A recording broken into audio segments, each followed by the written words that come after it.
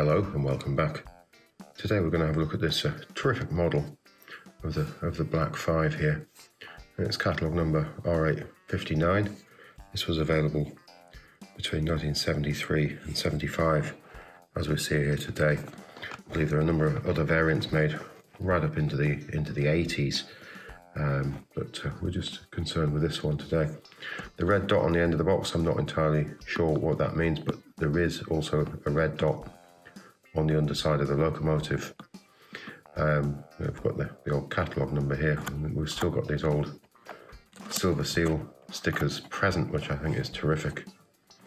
Lovely card box, Hornby Railways period box with those wonderful images on the front there, so they could use it for all 4 locomotives. See, we've got the old silver seal sticker still on that end. Not a great deal to be seen on the back, just a little bits of tape here and there.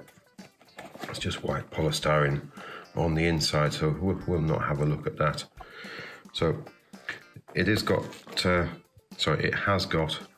some missing traction tyres, and there's that red dot there, so I don't know whether that corresponds to the dot on the end of the old box. So I'm about to fit a new pair of tyres here, and I'm just going to give the wheels a little bit of a clean.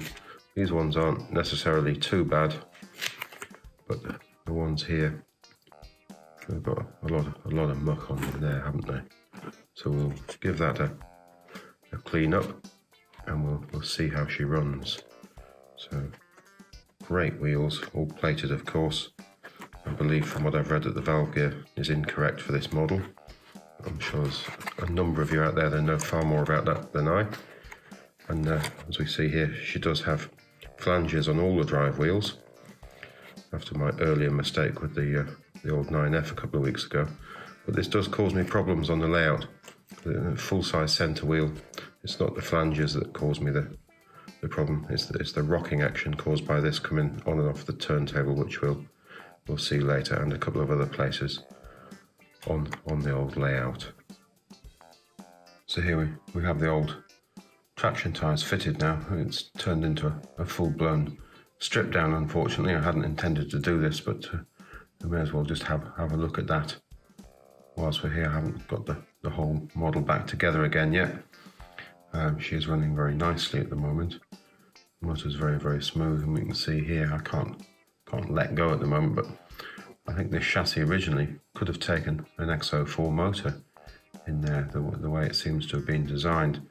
It's quite interesting. So we'll just pop that down, and we'll just wipe the old fingers again, because everything is slightly oily here.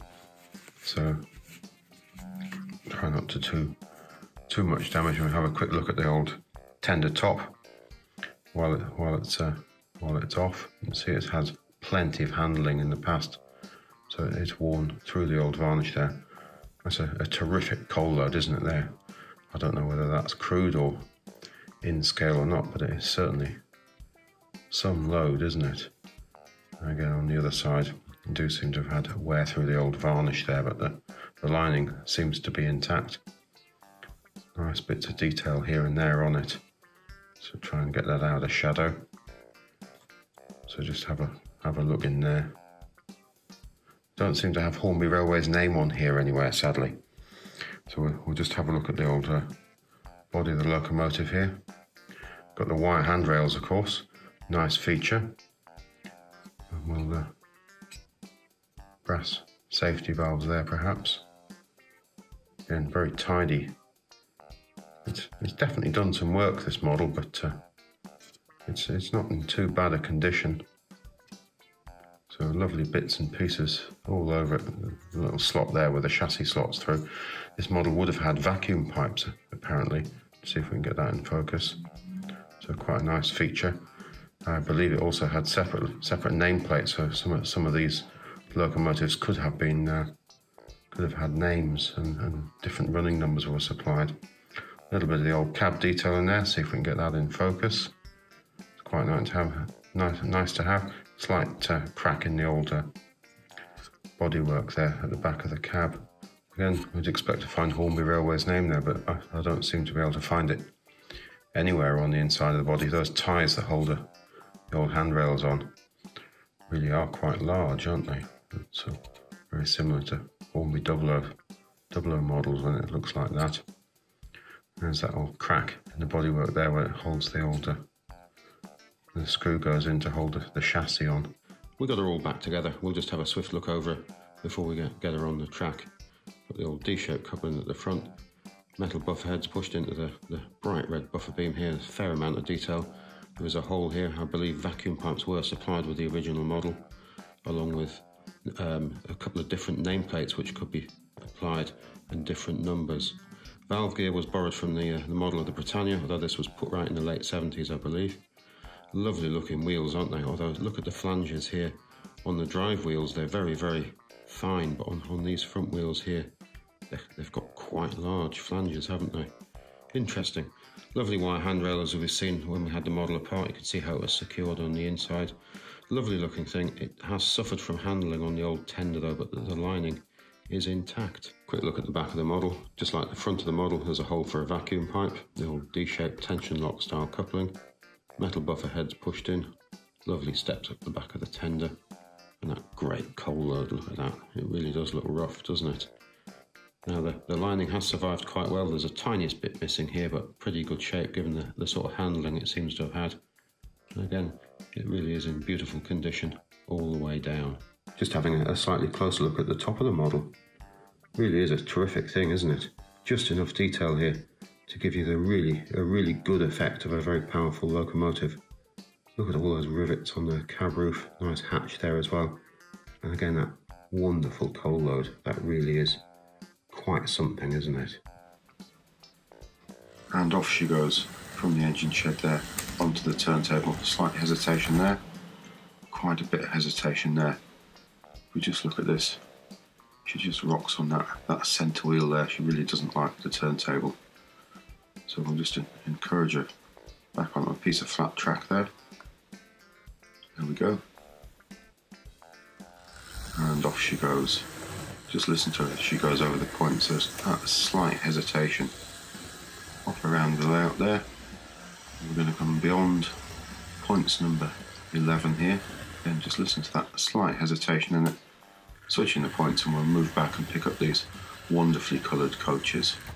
I think we have those. Again, just listen to the hesitation as she moves off with the coaches. Don't they look great? Really wonderful colour, those coaches. Off into the distance, past the old colour light signals. And again, just listen to the hesitation as she goes over points number 18. It is quite severe, isn't it? And we'll come through the old crossover there, points number 7. And again, quite a bit of hesitation. Again, I just love the colour of those coaches from the early 70s. It really was the bright period for Hornby, that. Now into the third radius curve, up the old incline. Plenty of power available with this great looking model. Look at that, doesn't she look businesslike? Bit of a dodgy runner though. Now just watch as she jumps onto the old suspension bridge there. Yeah, it's that old centre wheel again. And I think we're going to have the same as she drops off the suspension bridge. There we go. Off down the incline now. The poor running we've just been witnessing there, I think, is as a result of this centre drive wheel on this model. All of these drive wheels sit flat on the track, or as flat as the track will allow. As you can see, it's quite extreme on and off the turntable and the approaches to the old suspension bridge. And some of the point work isn't quite as flat as perhaps it ought to be. Now, when I first started seeing this happening, I had a closer look at this and that seesaw action. So it indicated that this wheel is dead. But when I looked closer, I found that it's insulated on both sides on the centre drive wheel. So that made me think that perhaps it ought to be collecting or returning current on the other side. So I was thinking that perhaps if it's insulated, it could be collecting current and passing it through the connection rods to these wheels and then through the wipers. And then on the other side, it could perform the other task of collecting or returning through all three wheels and via these connection rods as well. So I took off the connection rods to have a look, and what I found was, and you'll see in the inserted pictures, is that behind these connection rods where they sit on there, there's all beautifully painted wheels, and right down into the holes that the pins on the connection rods sit into. So it's all perfectly insulated. Maybe the model just hasn't run enough to wear through, but it was very heavily painted. And also around the seat of the post that sits out of here that all this assembly fixes to, was all nicely painted up. So what I've done, and that was on both sides, so what I've done, if you again look at the pictures, is I've removed carefully the paint around the hole that this sits into here, the little raised area, and into the hole I've worked carefully with a nail varnish remover and a drill bit to remove the paint from inside the hole, so we get a contact. So now when I put a meter on here, I've got continuity between this wheel and these wheels via the shafts, the connection rods, sorry. I did exactly the same with the other side as well. So whilst it's not perfect, it is such a huge difference. Instead of being an awkward model train to work with, it's suddenly become very, very usable and probably more reliable, I think, than some of the earlier models, which is good because it's got all this technology in here, and it seemed to be let down by the poor pickup. Now, I don't know whether by design it was meant to be completely insulated there, but it certainly, with that seesaw effect, wasn't a great deal of good. Later models, they didn't have 6 traction tyres on, they just had the traction tyres on one side and only on the 2 wheels, and I'm unsure whether they were all drivers in the centre as well. They may have just driven on either end, and they had metal wheels on the other side, so they collected or returned through one side of the tender and collected or returned through the opposite side on the chassis. We'll just have a look at the old instructions service sheet here. So we can see the motor. This represents the motor in this model here, where we've got the 6 traction tyres, and we've got the wiring there through to the chassis of the model of the locomotive. If we have a look on this model here, on this tender, this is from '76, this one, so it was used on the later variant of the Black 5 and the Britannia. From what I can see, we've just got the old 2 traction tyres, and we've got metal wheels making contact with the track on the other side of the tender. As I say, I'm not sure whether this centre axle was driven or not, so quite a change. So we'll just pop that down. Now, just have a look at these 2 service sheets. Now, this is the B12. What I didn't know was that the chassis on the Black 5 was derived from the B12, and I'll put those side by side. Here we've got the old the chassis of the Black 5 and the chassis of the B12. I know they're opposite way round, but they're the same thing, apart from these sort of the change of shape of this part of the moulding or the casting there. And this great big weight has been put on here, presumably to give some weight to it, so these wheels roll around as the model moves around the track. Otherwise, I think they would just skid. But we can see we've easily got the space in here for an X04 motor. The 2 prongs on the front of the motor would just sit in there, the worm in there, and then we've got space easily here for the old drive gear on these wheels there. So that's all possible. Quite an interesting conversion could be made, and indeed somebody did comment to me some time ago and told me about this, that they'd made a conversion, and I hadn't realised that it all started from the old B12 chassis. It was quite an old chassis. You can see the old drive gear there. Quite interesting. We'll just have another quick look at this service sheet, where we can see the different arrangement. So this is the model I have, has a basic chassis like that, with a collection plate going for those 2 outside drive wheels there, and then the wiring goes off and into the old tender to supply all the power to the motor. Whereas this later chassis here from '76, it seems to be set up in a different way. So it just collects from the one side and the return through the tender. And see, they're not permanently connected models either. So you've got an electronic connection in the drawbar there.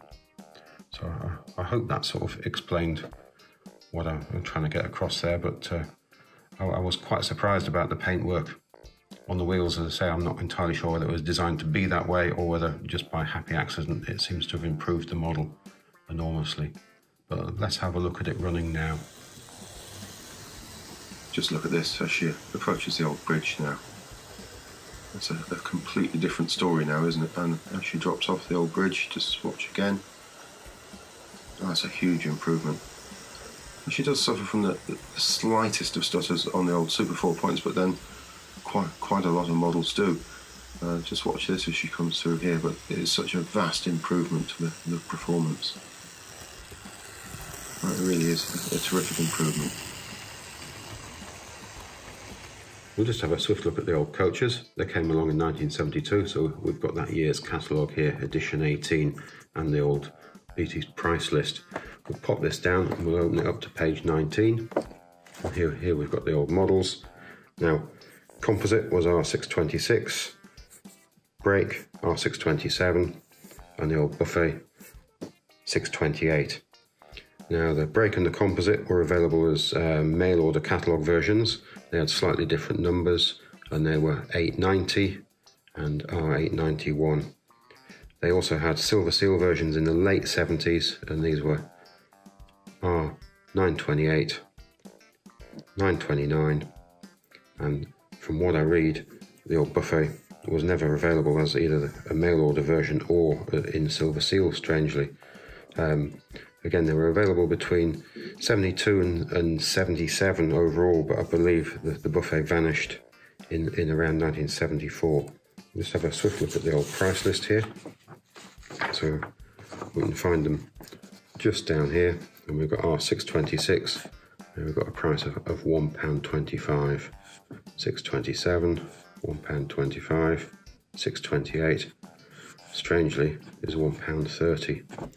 Interesting pricing, so we'll just pop that to one side, and we'll close up the catalogue and have a swift look at the old coaches. I'll just put that to one side. Now, they're a mixed bag of coaches, these that I have. We've got this one here in an old trying Hornby box, so we'll just have a swift look at the end there. We've got the old model number. Pricing seems to be long gone there, sadly. Box is in very poor condition, but I suppose it has protected the model. The wheels on some of these models were quite badly rusted, so I have had to clean those up, the axles and the pinpoint ends on them. And this one I have in the old box with Hornby Railways box, with the old BT sticker on there. Look at that. It says model boats, model trains and cars, plastic kits and Mk1. What a great store that must have been to visit. And we've got the old price there, £1.32, so maybe that was a following year perhaps. We'll just have a look at the end. There we go, R626 BR composite coach. Lovely bright colours. Now, I believe the mail order versions, these didn't have this black line between the yellow and the red and along the sides of the coach, just to make the model cheaper to produce. We'll just have a swift look at the composite I've got out here. Sorry, the buffet I've got out here. Here we go, we can see that black line there. Definitely done some action, these coaches. Now I've got the slightly improved wheels, which I've cleaned up a bit now. So really very, very bright things. I think they must have appealed quite nicely for children. Just pick this one up and have a look. This is the old brake here. Again, I think the model, the running numbers initially were released had M in front, prefixed with M on each of them. See, the black line's very faint. This one is worn away from handling, so I suppose it's just an added thing, which was made the coach look a little better, but for the old catalogue, mail order catalogue versions, they just took that off to make it cheaper to produce. Now they do have triangle on the bottom and built in Britain. As I say, this one's actually got plastic axles and plastic wheels as all one mould. As we've seen, I'm just running the 3 coaches on the layout today. I do have the 4, but when this one came to me, I hadn't realised until I got it out of the box and had a look at it, it's completely unrun. So I've just taken the decision to leave it that way, and we're just going to leave it in its box for now. It does have the old plastic wheels and plastic axles all moulded in one, So let's just have a look at the wheels on the others. Let's say they're white rim wheels on metal pinpoint axles. If you look at the insert picture, you can see how heavily rusted up they were. They did spin, but they weren't very happy. So I've taken them out and significantly cleaned them up, put them back in. We've got much nicer running now. This one here, this had the old plastic axles and wheels just moulded into the one. So hopefully we're going to get a better result out of these now. Let's just watch her as she comes through this quite challenging piece of track work here, through the crossover onto the old inside line there. Nice and well behaved, hardly a stutter at all, and we'll switch the points behind her. There are a number of variations on this model over the years. It was R.859 in 1976 in black LMS livery, and then in 1977 R.840 again black LMS livery but with the new valve gear. And then in 78, the great bright red version, R.842. Now, some of these earlier models had different nameplates available with them. There was Glasgow Yeomanry and Ayrshire Yeomanry, along with appropriate running numbers. Now, we're just going to bring her to a stop there, and then take her back through points number 11 into the old station. Now, I believe there were other variants of this model going through the 80s and into the 90s, but as they say, that's beyond the scope of this video. Nice stop there, and then we'll leave those coaches behind, back out through the points number 11 onto the inside line again, and off around the layout past the engine shed, and we're going to go up to points number 18 and take her back across the turntable and see how she behaves there.